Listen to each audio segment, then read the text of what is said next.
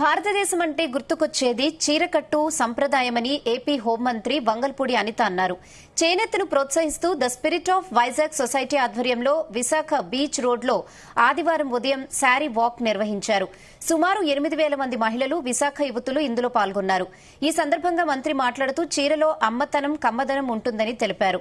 భావితరాలు ఈ సంప్రదాయాన్ని కొనసాగించాలని కోరారు. మహిళలకు స్ఫూర్తినిచ్చే ఇలాంటి కార్యక్రమం నిర్వహించిన నిర్వాహకులకు ప్రత్యేక అభినందనలు తెలిపారు. చీర నేయడంలో చేనేత కార్మికుల కష్టం ఉంటుందని పేర్కొన్నారు.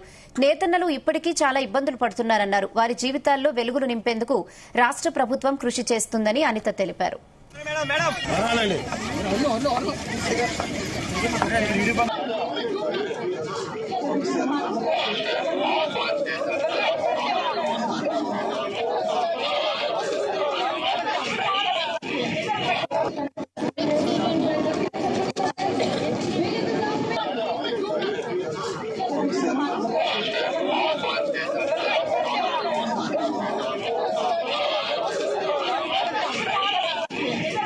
ఈ రోజు స్పిరిట్ ఆఫ్ వైజాగ్ సొసైటీ వాళ్ళు చేస్తున్న ఒక మంచి కార్యక్రమానికి వాళ్ళకి ప్రత్యేకంగా నేను ధన్యవాదాలు, నమస్కారాలు తెలియజేసుకుంటున్నా. మనందరికీ తెలుసు, చీర అనేసరికి ఫస్ట్ గుర్తొచ్చేది మనందరికీ కూడా గద్వాలో కంచో కాదు. ఫస్ట్ గుర్తొచ్చేది చీర చూడగానే మన అమ్మ.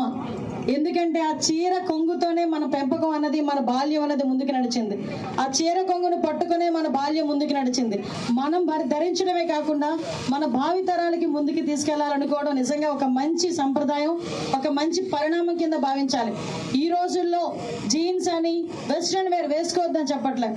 వెస్ట్రన్ వేర్ అని అదని ఇదని ఎలుగుతున్న పరిస్థితుల్లో కూడా మీ అమ్మాయికి ఒకసారి ఎన్ని జీన్స్ వేసినా, ఎన్ని చేసినా ఒక్కసారి చీరచ్చు చూడండి. కట్టుకున్న తర్వాత ఇంట్లో వాళ్ళందరూ జీన్స్ చూడగానే బాగుంది అంటారు. 8% దగ్గర 5 లక్షల నుంచి 8 లక్షల వరకు ఉన్న చేనేత కార్మికులు ఈ రోజుకి కూడా చాలా ఇబ్బందులు పడే పరిస్థితి. ఎందుకంటే అటువంటి పరిస్థితుల నుంచి ఈ రోజు చేనేత కార్మికులను కాపాడుకోవాలి, చేనేత కార్మికులకి మనం అందరం కూడా అండగా నిలబడాలి అనే పొజిషన్కి వచ్చిందంటే ఒక రకంగా మనం బాధపడాల్సిన విషయం. ఈ రోజు కొత్త చీరలో 10 ఎన్నో ఉన్నా ఇంకొక చీర ఉంటే బాగుంది అనిపిస్తుంది మనకి. అది చీరలో గొప్పతనం.